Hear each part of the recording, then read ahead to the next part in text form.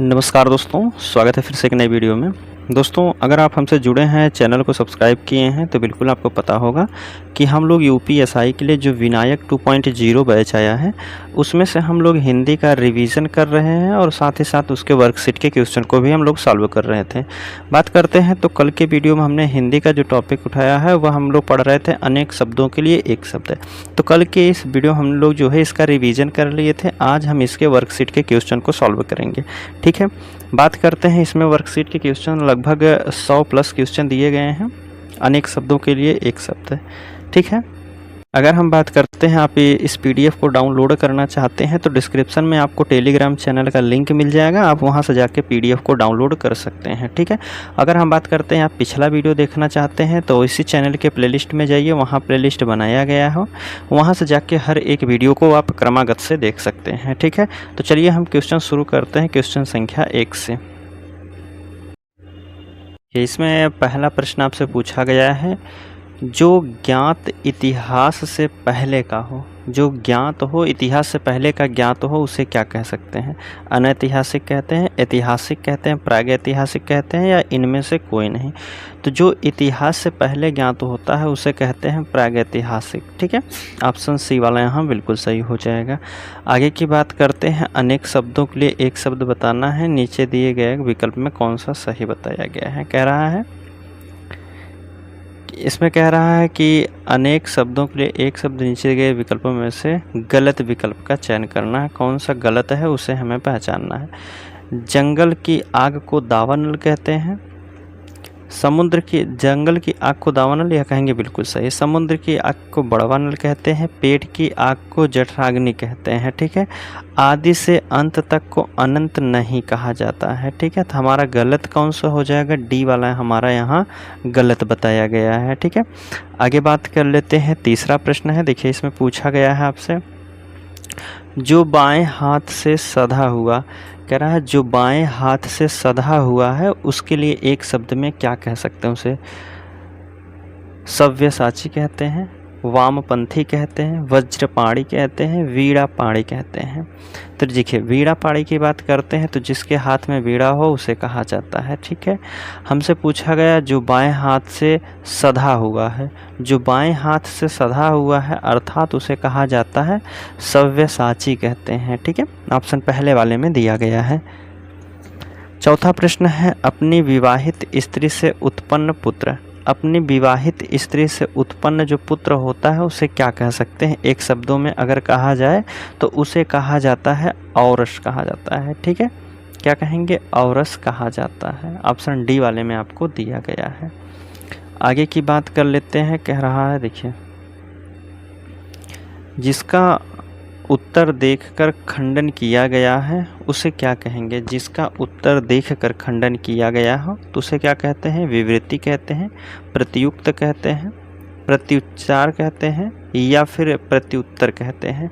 जिसका उत्तर देकर खंडन किया गया हो उसे कहते हैं प्रतिउत्तर कहा जाता है। ठीक है, क्या कहेंगे? प्रतिउत्तर कहा जाता है। ऑप्शन डी वाले में दिया गया है। पर्वत के ऊपर की समतल भूमि को क्या कहते हैं? पर्वत के ऊपर की जो समतल भूमि होती है उसे क्या कहा जाता है? तो ऊपर से बात करेंगे अधित्यका कहा जाता है। ठीक है, पर्वत के ऊपर की समतल भूमि को अधित्यका कहा जाता है। वहीं पूछेगा पर्वत के नीचे की समतल भूमि को उपात्यका कहा जाता है। ठीक है, चलिए 6 के बाद 7वां प्रश्न है, इसको देख लेते हैं। देखिए, इसमें आपसे पूछा गया है, पूर्व दिशा के लिए इनमें से उपयुक्त, पूर्व दिशा के लिए इनमें से उपयुक्त शब्द कौन है? पूर्व दिशा को और किस नाम से जाना जाता है? प्राची कहते हैं, उदीची कहते हैं, प्रातीची कहते हैं या फिर अवाची कहते हैं। पूर्व दिशा की बात की जा रही है तो आप कहेंगे प्राची कहा जाता है। उदीची की बात करते हैं तो यह उत्तर दिशा को दर्शाता है, ऊ से उदीची, ऊ से उत्तर। ठीक है, प्रतीची की बात करते हैं तो यह आप कहेंगे पश्चिम दिशा को दर्शाता है। ठीक है, प्रातीची की बात करेंगे, प्रतीची की तो ये आप कहेंगे पश्चिम दिशा को, और प्राची बात करेगा पूर्व। अब बचा है अवाची, अवाची क्या हो जाएगा? तो आप कहेंगे दक्षिण दिशा को कहा जाता है। ठीक है, हमसे पूछा गया था पूर्व का तो आप कहेंगे पूर्व को प्राची कहा जाता है। ठीक है, कह रहा पाने की इच्छा वाला, पाने की इच्छा वाले के लिए एक शब्द में क्या कहते हैं? प्रेमी कहा जाता है, पापी कहा जाता है, धीरोदत्ता कहा जाता है, पिपासु कहा जाता है।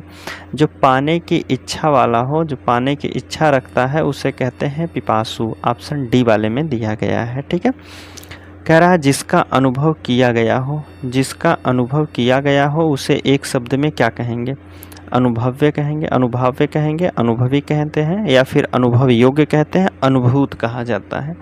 जिसका अनुभव किया गया हो, जिसका अनुभव किया गया हो उसे कहते हैं अनुभूत कहा जाता है, जिसका अनुभव किया गया हो। ठीक है, चलिए 9 के बाद देखिए 10 नंबर का प्रश्न है। इसमें पूछा गया है जो भविष्य की बात सोचता है, कह रहा है कि जो भविष्य की बात सोचता है उसके लिए एक शब्द में क्या कहेंगे? भविष्य चिंतक कहते हैं, भावी चिंतक कहते हैं, चिंताकुल कहते हैं, अग्रसोची कहते हैं। जो भविष्य की बात को सोचता हो उसे एक शब्द में कहेंगे अग्रसोची कहा जाता है, आगे की सोचने वाला। ठीक है, क्या कहेंगे उसे? अग्रसोची कहते हैं। जो ममत्व से रहित हो, अर्थात जो ममता से रहित हो उसके लिए एक शब्द में क्या कहेंगे? निर्मोही कहा जाता है, निर्मम कहा जाता है, निरामय कहा जाता है, निष्ठुर कहा जाता है। कह रहा है जो ममता से रहित हो, जो ममतत्व से रहित हो उसे कहा जाता है एक शब्दों में निर्मम कहा जाता है। ठीक है, जो ममता से रहित हो उसे कहते हैं निर्मम। देखिए आगे बात कर लेते हैं। 12 नंबर का प्रश्न है, कह रहा है ईश्वर को ना मानने वाला, जो व्यक्ति ईश्वर को ना मानने वाले होते हैं उन्हें क्या कहा जाता है? अगर उन्हें एक शब्दों में कहा जाए तो क्या कहते हैं? सनाथ कहते हैं। सनाथ तो वो होता है जिसका कोई नाथ ना हो, सॉरी सनाथ हो जिसका सब कुछ साथ हो। ठीक है, आस्तिक कहते हैं, पंडित कहते हैं, नास्तिक कहते हैं। पंडित तो होगा नहीं, अब बताइए आस्तिक या फिर नास्तिक। जो ईश्वर को ना मानने वाले व्यक्ति हैं उन्हें कहा जाता है नास्तिक।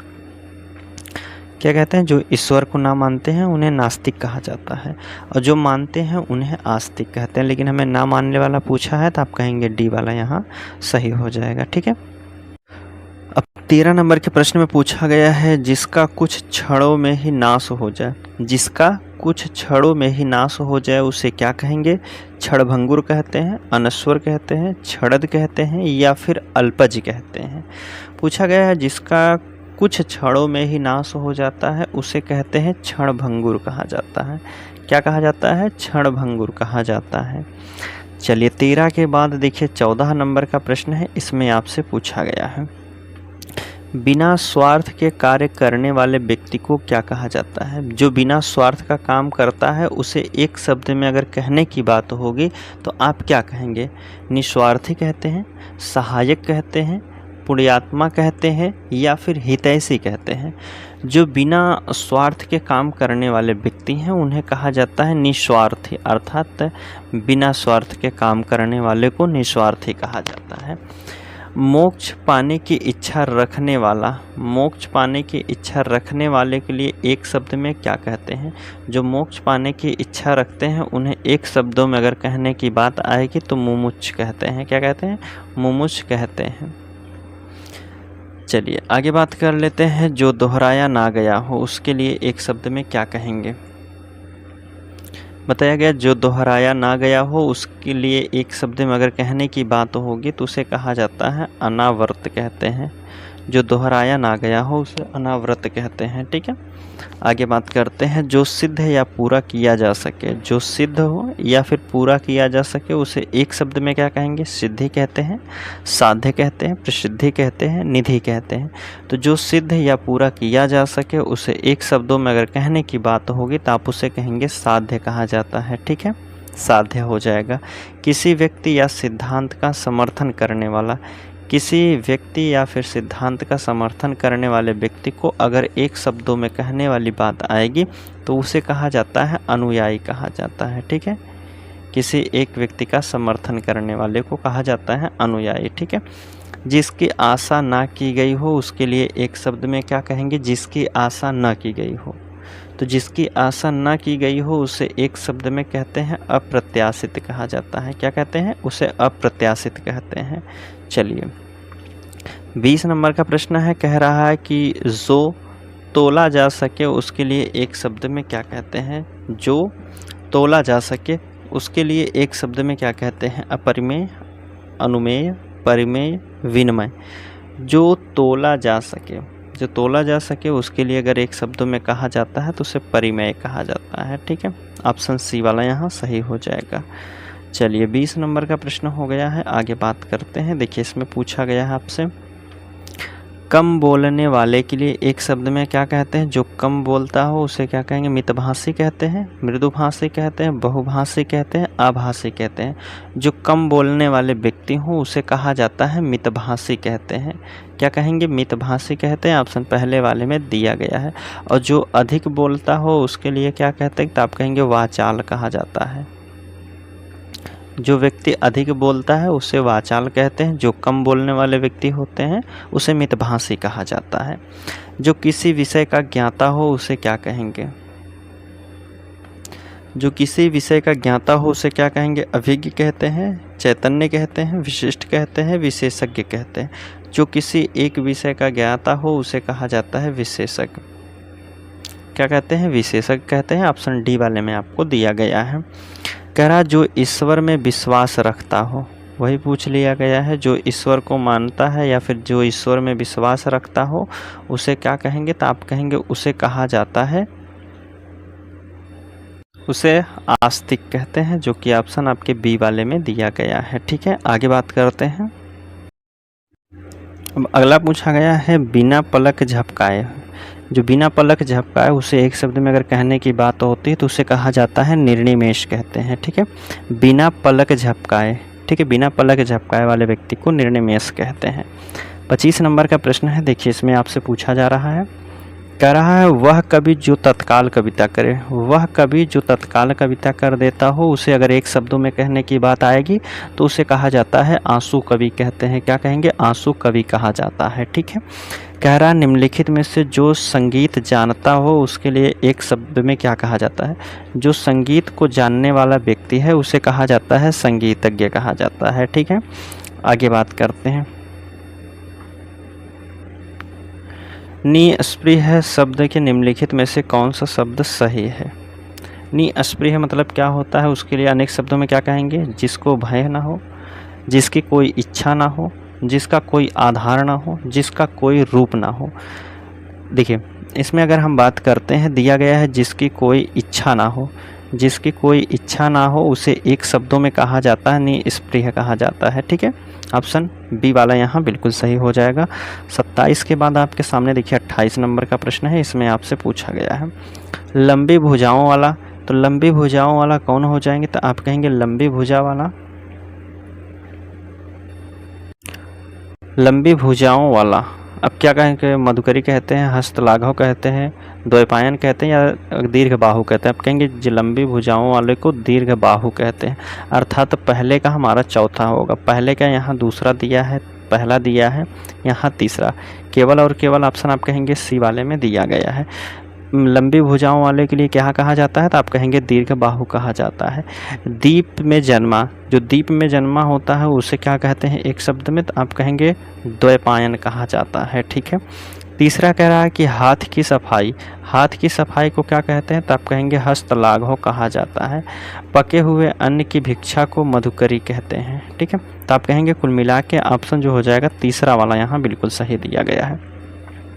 28 के बाद देखिए 29 नंबर का प्रश्न है, इसमें आपसे पूछा गया है कि किसी ग्रंथ में अन्य व्यक्ति द्वारा मूल लेखक की भांति जोड़ा गया अंश, उसके लिए एक शब्द में क्या कहते हैं? किसी ग्रंथ में अन्य व्यक्ति द्वारा मूल लेखक की भांति जोड़ा गया जो अंश होता है उसे एक शब्द में कहा जाता है। क्या कहेंगे? आप कहेंगे उसे छेपक कहते हैं। क्या कहेंगे? छेपक कहा जाता है। जो बाएं हाथ से भी काम कर लेता हो उसके लिए एक शब्द में क्या कहेंगे? जो बाएं हाथ से भी काम कर लेता हो। जो बाएं हाथ से काम कर लेता है उसे कहा जाता है सव्यसाची कहते हैं। क्या कहते हैं? सव्यसाची कहा जाता है। आगे बात करते हैं 31 नंबर का प्रश्न है, इसमें पूछा गया है वह व्यक्ति या फिर जिसने संन्यास ग्रहण किया हो उसे एक शब्द में क्या कहेंगे? वह व्यक्ति जिसने संन्यास ग्रहण किया हो तो उसे अगर एक शब्दों में कहने की बात आएगी तो उसे कहा जाता है प्रव्रजित कहा जाता है। क्या कहेंगे? प्रव्रजित कहा जाता है। ऑप्शन बी वाले में बिल्कुल सही दिया गया है। और इसे सन्यासी भी कह सकते हैं। क्या कहा जाता है? सन्यासी भी कहा जाता है। जो व्यक्ति सन्यास ग्रहण कर लिया हो उसे सन्यासी भी कहते हैं। 32 नंबर के प्रश्न में है, निम्नलिखित में से एक का अर्थ पाँव की आहट।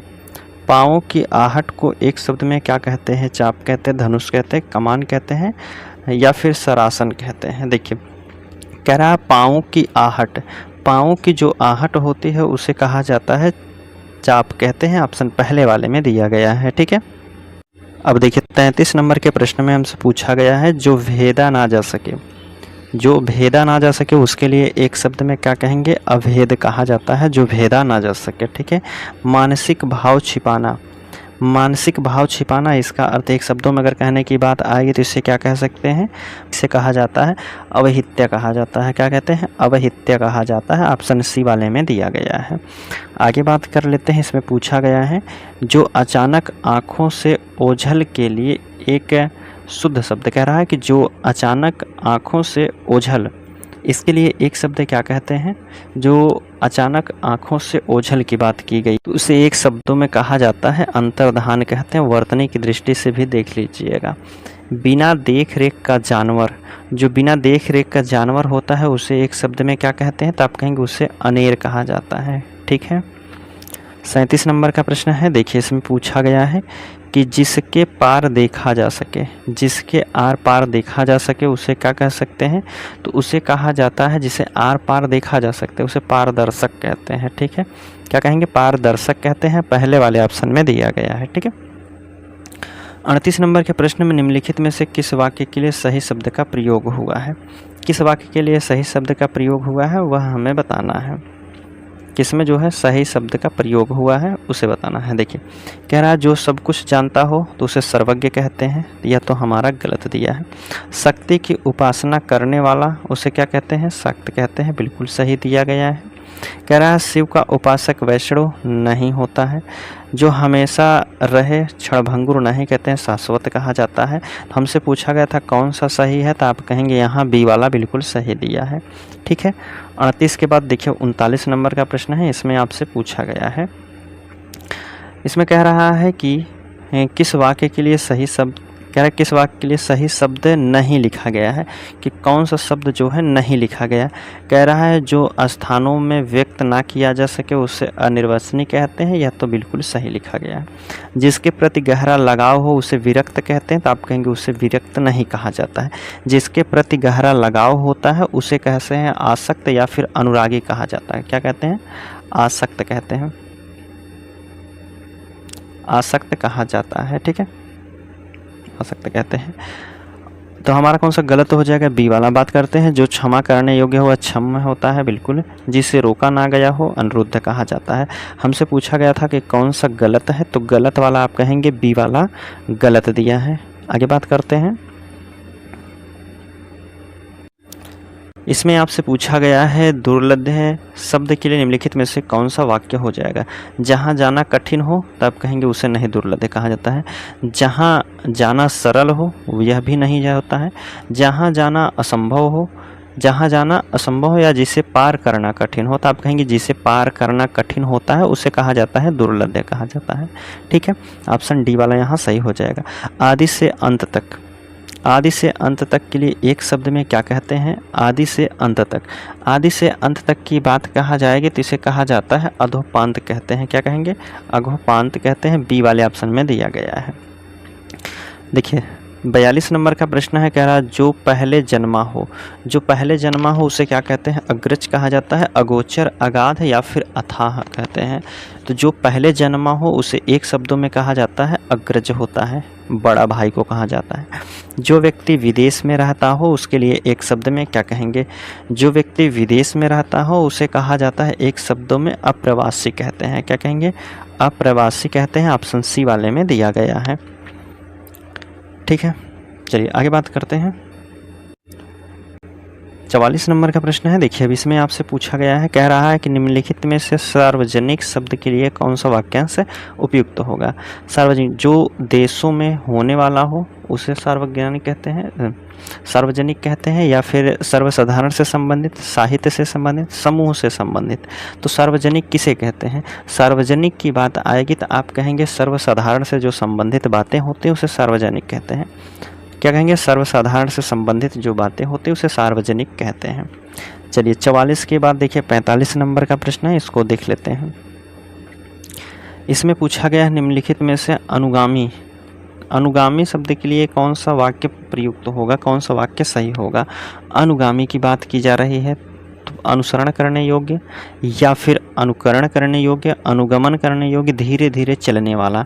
देखिए पूछा गया है अनुगामी, अनुगामी का मतलब होगा अनुगमन करने वाला, अनुगमन करने वाला। 46 नंबर के प्रश्न में कह रहा है कि जो कम खर्च करने वाला व्यक्ति है उसके लिए क्या शब्द कहेंगे। जो कम खर्च करने वाला होता है उसे कहते हैं मितव्ययी कहा जाता है। ऑप्शन बी वाले में दिया गया है। 47 नंबर का प्रश्न है। देखिए इसमें आपसे पूछा गया है जो मर रहा हो, जो मर रहा हो उसे एक शब्द में क्या कहते हैं। मुमुक्षु कहते हैं, मुर्मुष कहते हैं, मुमुक्षा कहते हैं, मुर्मुषा कहते हैं। तो जो मर रहा हो उसे कहते हैं मुमूर्ष कहा जाता है। वर्तनी की दृष्टि से भी आप देख लीजिएगा। किसी शुभ कार्य को विधि विधान और श्रद्धा पूर्वक करना, किसी शुभ कार्य को विधि विधान और श्रद्धा पूर्वक करना उसे क्या कहते हैं, उसे क्या कहा जाता है। तो आप कहेंगे उसे एक शब्दों में कहने की बात आएगी अनुष्ठान कहा जाता है, जो कि ऑप्शन आपके सी वाले में दिया गया है। ठीक है, कह रहा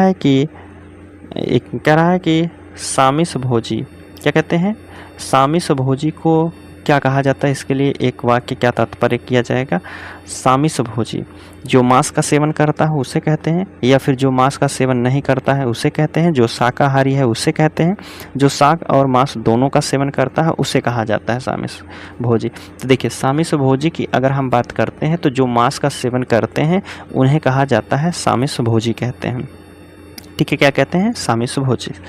आगे बात करते हैं 50 नंबर का प्रश्न है और आज का लास्ट प्रश्न है। कह रहा है कि बहुत कम बरसात होने के लिए, बहुत कम बरसात होने के लिए कौन सा वाक्य का प्रयोग किया जाता है।